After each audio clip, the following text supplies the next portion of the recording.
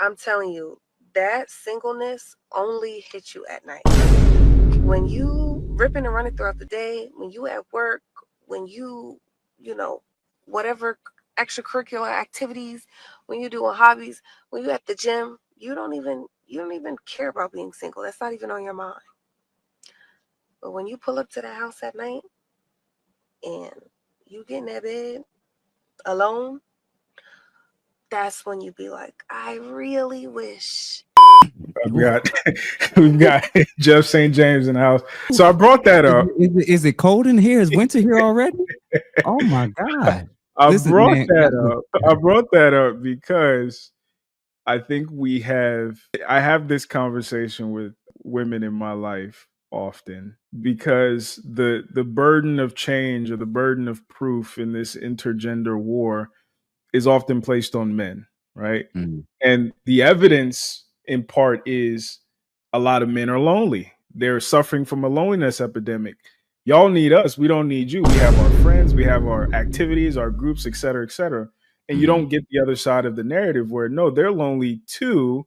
It's just easier for them to not appear that way. The branding is better, right? But the company Mhm. is also failing. What are your thoughts, brother? Winter is here. And when Mother Nature and Father Time walk in the room, you about to get jumped. And the reality is for every man that's telling them this is what's coming. And I saw the way that they cheered, many of them, when Kevin Samuels died. So I'm going to say what I think. I'm going to say how I feel. I'm going to project out what the studies and data is projecting what things are going to be happening at 2030 and 2040 for a lot of these people, let alone especially and specifically women, because I actually care.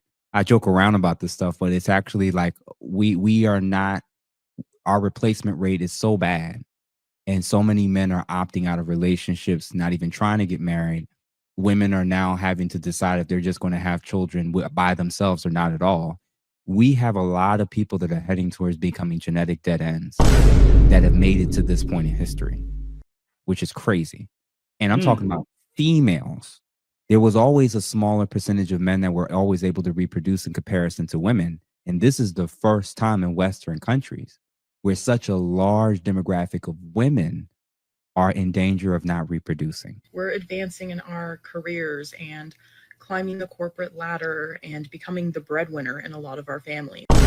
So I know when the stats are saying that they're using antidepressant and antipsychotics more than probably potentially ever before. I don't care what social media trends are saying. I'm looking at the data that's saying you're not taking antidepressants and antipsychotics because you're happy, because everything's going well. Most of y'all are complaining about how much you have to work when this is what you signed up for, not knowing that you have to keep working until your situation change. So when we choose to speak on these things, we know that time is the ultimate teacher.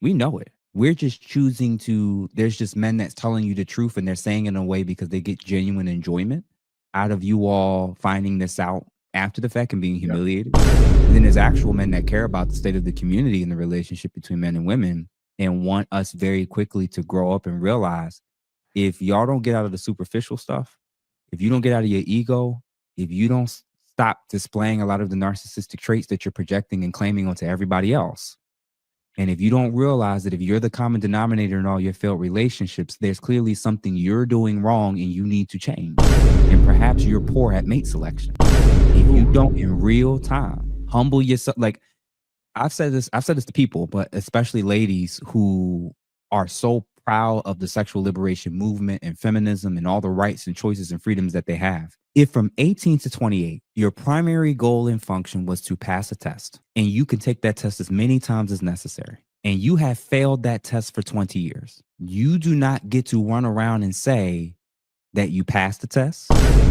You do not get to say that the person who gave you the test was the issue. And you do not get to blame the other students who did not take the test for you. If you had 20 years of trying to do the same thing and you are no closer to it than when you turned 18, you are functionally, relationally a failure. We're traveling with our friends and taking Pilates classes and learning how to cook or sew or paint. You may be a success in the work arena. You may be successful in a whole bunch of other areas. But in the area and topic of relationships and doing life with men, you are functionally failing. And rather than getting a tutor, rather than getting a mentor, rather than getting a guide, or exploring the possibility of maybe I need to better understand and learn what men are looking for and expecting from me in order to be able to better do life with the man that I want or the type of man that I want. You would rather Mother Nature, time, and reality smack you in the face, and then you end up on these type of clips. We are developing ourselves and strengthening our bonds with other women. Everybody gonna be humble by the choices and decisions that we make, men and women. I haven't succeeded at anything. I haven't, God, have I even tried? Like, I don't even know anymore. I've been humbled in previous relationships where I failed. I'm humbled every day by my wife when I get something wrong. And the people who refuse to be humble, the people who refuse to believe there's a lesson to be learned, and that they're externalizers, and that their locus of control, their perspective is everything that's wrong in my life is the result of the people outside of me. The men, ladies, I'll tell you this: when there's a man that I'm talking to, or when men that are having issues with women, we don't spend an awful lot of time talking about women. Hey, if you've made it all the way to the end, please click that like and subscribe button. Also share this with somebody that you think would gain value from it. Click the thumbnail at the top if you want the full video. Click the thumbnail at the bottom if you want a video that's closely related to this. Again, like, share, subscribe. Appreciate you guys for watching. Check out some more of our content, and I'll see you guys in the next one. Peace.